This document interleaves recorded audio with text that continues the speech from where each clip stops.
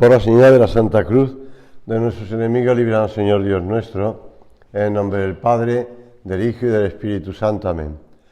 Señor mío y Dios mío, creo firmemente que estás aquí, que me ves, que me oyes. Te adoro con profunda reverencia. Te pido perdón de mis pecados y gracia para hacer con fruto este rato de oración. Madre mía Inmaculada, San José, mi Padre y Señor, Ángel de mi guarda, interceded por mí.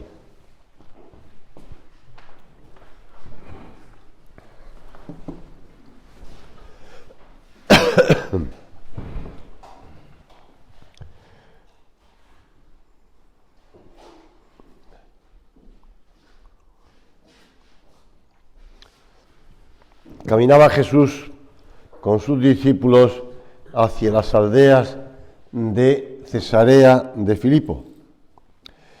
Y en el camino preguntó a quienes la acompañaban: ¿quién dicen los hombres que soy yo?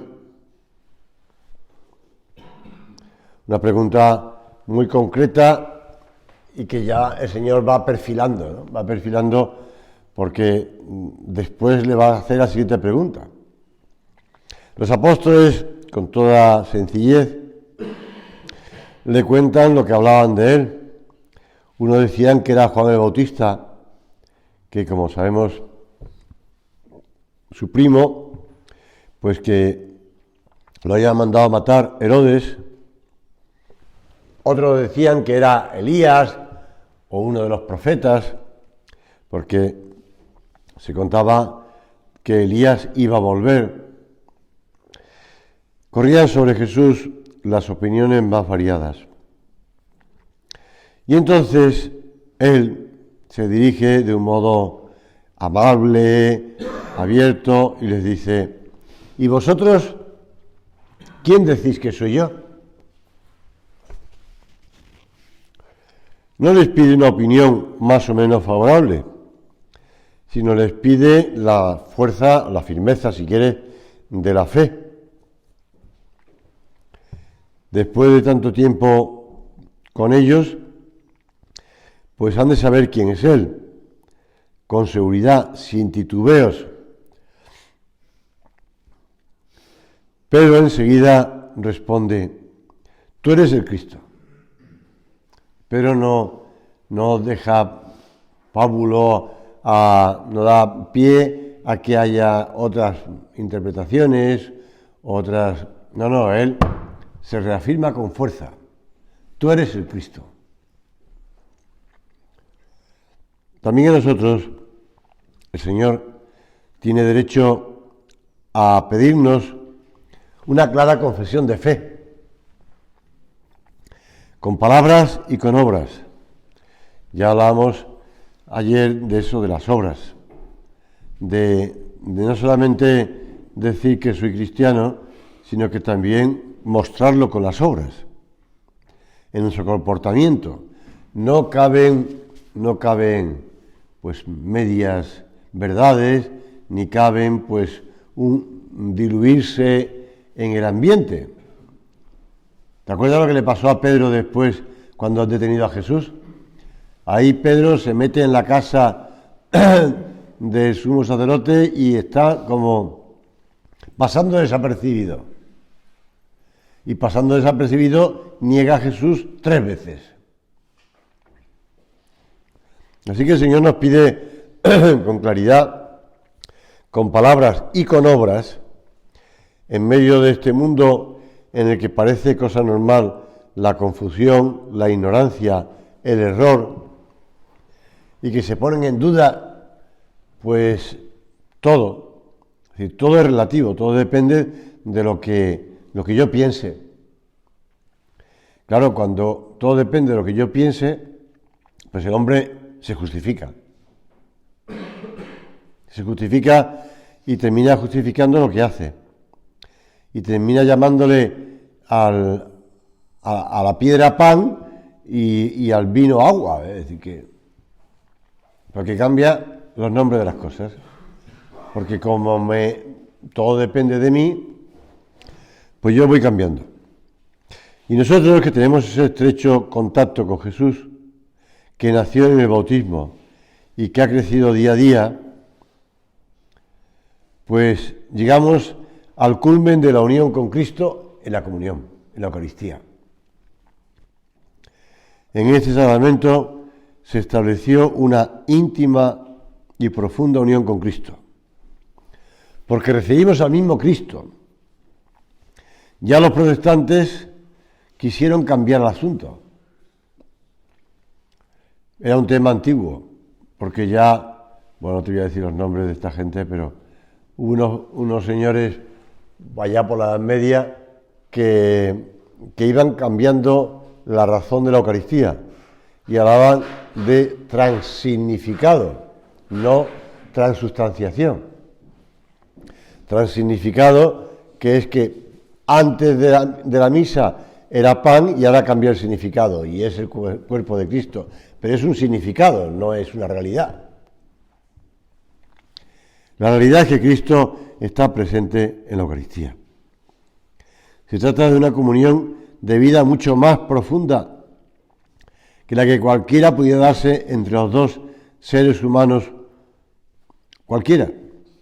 Así como de la mano unida al cuerpo está llena de la corriente de vida que fluye todo el cuerpo, de modo semejante el cristiano está lleno de la vida de Cristo. Y esto es algo tan real como que la mano está unida al cuerpo. Y aunque nosotros no lo toquemos y no lo veamos con los ojos de la carne, pero hay tantas cosas que son reales y no vemos con los ojos de la carne, que no podemos dejar que el materialismo nos engañe. Jesús, con una bella imagen en el Evangelio, lo explica. Yo soy la vid, vosotros los sarmientos. Aquí no tenemos, en este lugar no tenemos viñas, ¿no? Pero no sé si tú alguna vez has visto las vides, bueno, depende de los lugares, porque en el sur de España la viña está pegada al terreno, pero en cambio en el norte de España, sobre todo en Galicia, con la humedad que hay, con la acidez además, pues las viñas cuelgan de esos emparrados para que no toque el suelo. Pero siempre puedes acercarte, yo que además en mis años jóvenes estuve trabajando en la vendimia, recogiendo uva por allá por el sur, pues te das cuenta de que si tú el sarmiento cuando se seca lo rompes, pues nada, sirve para hacer un buen fuego, pero ha perdido toda su vida. En cambio, si está unido a la cepa, pues a la vid, pues ese puede recibir la savia y de ahí nacen los racimos de uvas. Y el Señor te lo explica de ese modo. Yo soy la vid, vosotros los sarmientos. Si nos separamos del Señor. Y es tan fuerte la unión a la que podemos llegar todos los cristianos, si luchamos por la santidad, que podemos llegar a decir, vivo, pero no yo, es Cristo quien vive en mí, dice San Pablo. Esta cercanía con Jesucristo nos debe llenar de alegría. La Eucaristía, la Santa Misa, la Eucaristía es sacrificio. Es sacrificio porque actualiza en la misa, ahora dentro de unos minutos, se actualizará sobre el altar el mismo sacrificio de Cristo en la cruz. El Papa Juan Pablo II utiliza una expresión que además sale en el Catecismo de la Iglesia Católica, que dice que representa, porque está utilizando la palabra que Jesús dijo, hacer esto en memoria mía, el memorial de la pasión, hace presente de nuevo. No es simplemente una obra de teatro en la que se representa lo que hizo Jesús en la última cena. No, hace presente de nuevo. aquí sobre el altar y a través de, bueno, pues del agua y el vino y del sacerdote, pues se hará presente de nuevo el sacrificio de la cruz. Ese único y mismo sacrificio que se cumplió, que se vivió en el Calvario. Por eso es tan importante la Santa Misa. Mirad, a veces, bueno, pues porque es lógico, ¿no? Bueno, ya cuento una anécdota que me pasó hace unos años con unos niños de primero de primaria del colegio. Pues en primaria pues solemos tener los jueves eucarísticos. Ya los mayores también tienen sus momentos de adoración al Santísimo expuesto en la custodia, pero un jueves al mes tenemos jueves eucarístico. Entonces van pasando los distintos cursos y están un rato de adoración, de canto, de bendición con el Santísimo. Pero un año, no sé si fue 4 años o algo así, por tanto, si estaban en primero, ahora estaban en quinto, pero quinto en sexto. Pues una clase de primero de primaria, el profesor se despistó. Entonces yo terminé el jueves, ya por la tarde, retiré el Santísimo y lo guardé en el salario, y entonces apareció la cabeza del profesor por la puerta del oratorio, con cara de cordero degollado, pidiéndome, me he perdido, ¿podemos pasar? Y dije, bueno, pues sí, me pasaron 25 niños de la clase esa, y se pusieron allí en el oratorio delante.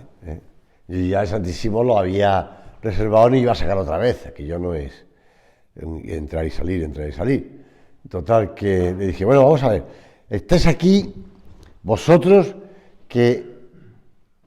niños que Jesús, además, vamos a pedir por las cosas más importantes que tenéis en la cabeza, que os preocupan o que os ilusionan, porque además Jesús a vosotros os hace más caso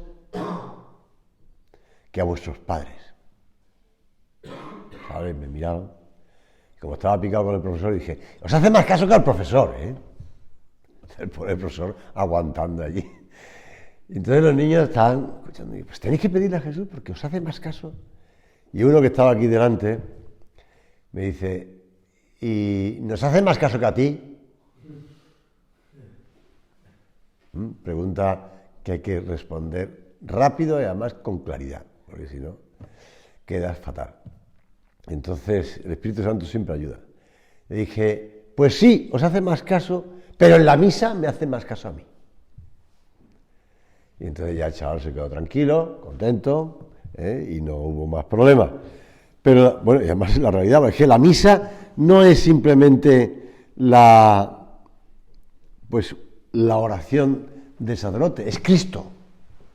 Es Cristo el que pide. Por eso cuando me vienen peticiones y me vienen, pues, rece por fulanito que está enfermo, rece por menganito que no tiene trabajo, rece por este matrimonio que hay dificultades, rece por tanta agobio. Ha fallecido el abuelo de no sé quién. Pues pienso, pero tú eres bobo. ¿Por qué te agobias con tantas peticiones? Lo que tienes que hacer es llevarlo a la misa y que sea Cristo el que lo pida, porque es Cristo, por Cristo, con Él y en Él. Por Cristo nuestro Señor, por el Señor Jesucristo, tu Hijo, que vive y reina contigo. Es lo que estamos pidiendo, sí, por Cristo. Es Cristo el que pide. Es Cristo es el que se ofrece al Padre pidiendo por nosotros. Y claro, el Padre no va a negar la ofrenda que hace su Hijo por nosotros, ¿no? Así que en la misa tenemos la mayor oración. Claro que sí que la mayor oración. Por eso que no nos dejemos pues pensar que la misa es simplemente pues unas cosas que hace el sacerdote y que va rezando. No, es el mismo sacrificio de la cruz. Ya no es cruento. Aunque la Iglesia, y Cristo mismo, vamos a empezar así, Cristo mismo nos ha querido dejar de un modo más o menos palpable lo que es el sacrificio de la misa. Yo a veces no, todos los años. Cuando llego a los de tercero de primaria, que le voy explicando la misa poco a poco, ellos saben que yo llevo aquí las llaves, en un llavero, las llaves y una navaja. Una navaja, tijeras. Que al que se porta mal en catequesis le corto el pelo. Entonces ya hay bromas. Pero bueno, saben que tengo una navaja, pequeñita, pero una navajita. Y entonces cojo al más problemático, si quieres, al más activo de la clase, o al más TDAH, del curso, y digo, ven para acá. Está todo el oratorio, el curso de todo el oratorio. Ven para acá. A ver, si yo cojo la navaja y lo rajo, está todos los chavales expectantes riéndose, lo rajo, el chaval mira la navaja como diciendo, no se te ocurre. Lo rajo y lo dejo ahí tirado, ¿qué pasa? Se muere. Claro, ¿por qué? Porque se separa la sangre del cuerpo. Pues Cristo, de un modo también plástico, nos deja en la misa. Por una parte, el pan se convierte en el cuerpo de la sangre de Cristo, pero ahora el cuerpo de Cristo y el vino en la sangre. Es decir, que, aunque es todo uno, en el cuerpo y en la sangre. Pero a través de los ojos vemos dos cosas separadas. ¿Veis? Ahí tenéis la muerte de Cristo. ¿Sabes? Se quedan con la navaja, a lo mejor lo de la muerte de Cristo ya se les olvida, pero bueno, que pensemos eso, que también incluso gráficamente, esto no me lo estoy inventando yo, Santo Tomás de Aquino lo explica así. Por eso vamos nosotros a la Santa Misa a valorar el tesoro tan grande que tenemos. Ese tesoro tan grande en el que Cristo se vuelve a ofrecer por ti y por mí, a renovar el único y mismo sacrificio de la cruz por ti, porque tú y yo no estábamos físicamente presentes cuando la pasión de Cristo, ni en la última cena, pero en la cruz tampoco, pero sí estamos presentes ahora en la misa. Y el Señor, pues, abre esa cuenta corriente en el que nosotros podemos ir a sacar, porque como la misa tiene valor infinito, podemos ir a sacar todo lo que necesitemos. Y a la siguiente misa, todo lo que necesitemos, porque tiene valor infinito. Por desgracia, en la historia de Francia, y también en parte de España, hay una frase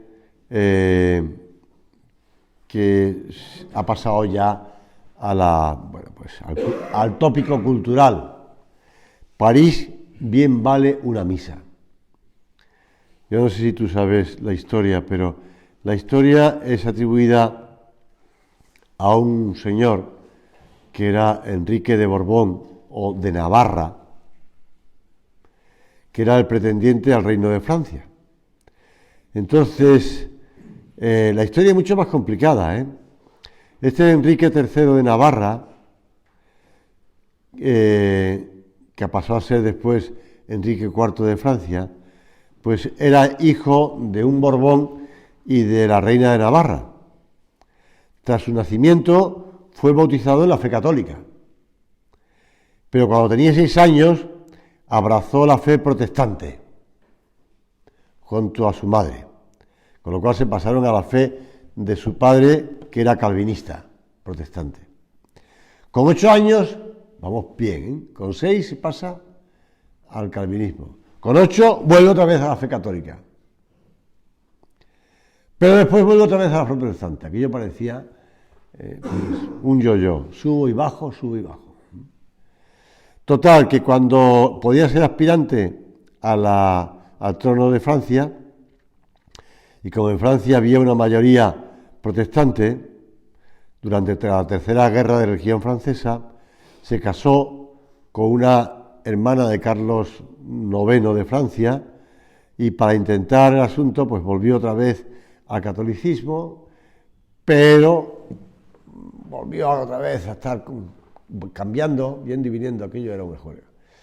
Y cuando quería aspirar ya al trono de Francia, según dijo esa frase: París bien vale una misa. Y se volvió otra vez al catolicismo. según dice. Evidentemente, la misa no vale París, vale mucho más que París. Y París vale mucho menos que una misa, porque la Santa Misa tiene ese valor infinito. El Papa San Juan Pablo II, poco antes de morir, 2 años antes de morir, escribió una encíclica larga, preciosa, que se titula La Eucaristía edifica a la Iglesia. Lo he dicho en español. La Eucaristía va edificando a la Iglesia. Claro que va edificando a la Iglesia, porque va alimentando a cada uno de los hijos de la Iglesia y va haciendo crecer a la Iglesia. Y va haciendo, cuando siempre se ha dicho, bueno, y se lo dijo el obispo al cura de Ars cuando le mandó a ese pueblecito. Dijo, mire, ese pueblo, claro, estamos en los años de la Revolución Francesa y mataban a bastantes sacerdotes y la cosa era complicada. Pues el obispo le dijo, mira, te mando a un lugar donde está en plan salvaje. Tú tienes que poner allí la fe y la piedad. Y efectivamente cambió aquello. Porque siempre se ha dicho, si queréis convertir a un pueblo en salvaje, quitarle el cura y por lo tanto le quitáis los sacramentos y ese pueblo al cabo de poco tiempo se convertirá en salvaje. Y pasa, Y pasa cuando la Eucaristía se abandona o cuando también, porque se puede abandonar mal, es decir, unos años después de los años 70, 80, se perdió el valor de la Eucaristía. Se animaba a la gente a comulgar. Venga, a comulgar. La confesión, que cada uno haga un acto de contrición y ya está, a soluciones colectivas para todo el mundo. No, yo he estado en algunos sitios en Galicia donde me decían, iba a confesar, porque el cura me decía que fuera a confesar allí, y me decía a la gente cuando estaba confesando, decía, mire, ya este sacerdote que ha llegado ahora nuevo, pues sí, pero antes venía el sacerdote que estaba y nos decía, no, a soluciones colectivas, y yo llevo ya años sin confesarme, y yo lo que quiero es decir mis pecados de verdad, uno a uno, y pedir perdón al Señor y que escuchar, y yo te absuelvo a ti de tus pecados. Pero claro, la gente con las soluciones colectivas, pues no se les perdona los pecados, porque además hay unas condiciones muy concretas para eso, o sea que estés en un avión o estés en un barco que se está a punto de hundir, y entonces pues sí, el sacerdote dice a todo el mundo, oye, haced un acto de contrición y si salís de esta tenéis que confesaros, personalmente, no vale. Pero bueno, si os morís, pues ya. Entonces claro, la gente no confesaba, comulgaba, bueno, y todos sabemos las dificultades, y entonces es, pues, comulgar en pecado mortal, sacrilegio, seguir comulgando, y aquello ya es totalmente, no es que las hierbas crezcan y vayan dejando, sino que van convirtiendo a un pueblo en salvaje. Y eso ha pasado en tantos sitios, y sigue pasando. En la sociedad en la que estamos, muchos males vienen de aquello. Por eso vamos nosotros a pedirle al Señor, que está aquí con nosotros, presente en el sagrario, Señor, que yo te sepa tratar bien. Alguno de vosotros me ha hablado de la parroquia de San Manuel González. Pues San Manuel González fue un obispo español, originario del sur, pero después tuvo que huir de Málaga, porque en Málaga, durante la Guerra Civil Española, querían matarlo, a todos los obispos y a todos los curas, y terminó siendo obispo de Palencia. Y este hombre, pues, era el obispo de los sagrarios, porque iba fomentando en toda la gente es el amor a Jesús, la Eucaristía. Y decía, yo quisiera que me enterraran delante de un sagrario para seguir diciendo a la gente, ahí está Cristo, ahí está Jesús. Y San José María recoge en un punto de camino unas palabras que le decía él a los sacerdotes que acababa de consagrar sacerdotes. Le decía, tratádmelo bien, tratádmelo bien. Que tratemos bien al Señor, que le tratemos con cariño, que le tratemos con respeto, con amor, que nos acerquemos a recibirle con el alma limpia, preparada. Que sepamos agradecer cuando pasemos por delante de una iglesia que ahí está Jesús. Que sepamos, pues, darle gracias después de la comunión, sabiendo que, como decía San José María, no os acostumbréis nunca a celebrar, en el caso del sacerdote, o a asistir al santo sacrificio. Hacedlo, por el contrario, con tanta devoción como si se tratara de la única misa de vuestra vida, sabiendo que allí está siempre presente Cristo, Dios y hombre, cabeza y cuerpo, y por tanto, junto a nuestro Señor, toda su iglesia. Porque esa es otra, aunque tú estés en la misa muy poquita gente, con un solo, con el sacerdote y un solo ayudante, dos ayudantes, pero allí está presente toda la iglesia de África, la iglesia de América, la iglesia de Oceanía, la iglesia de Europa y, por supuesto, la iglesia que está en el purgatorio y la iglesia que está en el cielo.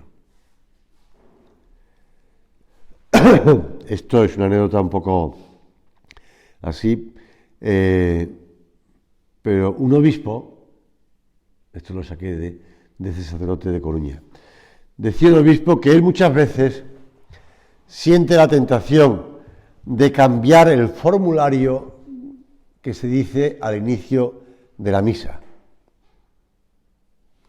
Y después decirle a la gente, hermanos, para celebrar dignamente los sagrados misterios, apagad los móviles. No porque alguna vez me ha sonado algún móvil en la iglesia a mí, no enseñe, pero sobre todo para evitar las distracciones, las cosas que nos separan. Vamos a pedirle a la Virgen Santísima que nos ayude a prepararnos muy bien, a recibir a Jesús con aquella pureza, humildad y devoción con que ella la recibió. Se cuenta, y esto ya alguno de vosotros me ha oído contar, Don Bosco tenía el otro día celebramos a San Juan Bosco. San Juan Bosco tenía una devoción a la Virgen María Auxiliadora. Si tú vas a las iglesias de los salesianos, suele estar la Virgen María Auxiliadora. Pues el día de su fiesta quiso celebrar la misa para todos los muchachos que él había ido recogiendo en las escuelas, tal. Y estaban, pues en la iglesia estaban 600 muchachos para la misa que iba a celebrar. Pero al sacristán se le olvidó poner el copón con las sagradas formas para que fuese consagrado.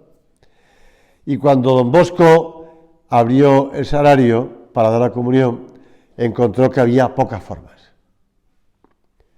Y entonces dijo en su interior, Madre, todos estos muchachos han venido con la ilusión de recibir el cuerpo de tu hijo.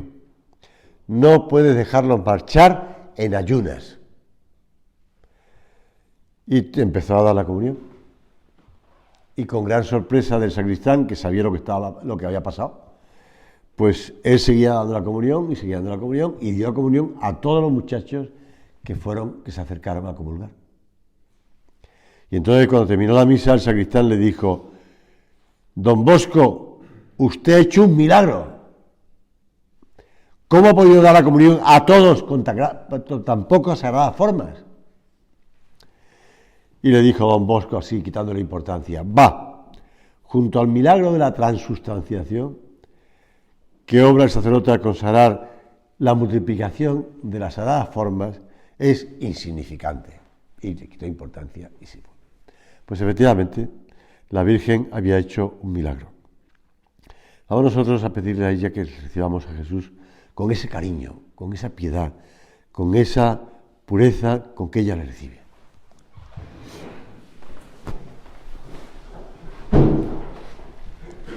Te doy gracias, Dios mío, por los buenos propósitos, afectos e inspiraciones que me has comunicado en esta meditación. Te pido ayuda para ponerlos por obra. Madre mía Inmaculada, San José, mi Padre y Señor, Ángel de mi guarda, interceded por mí.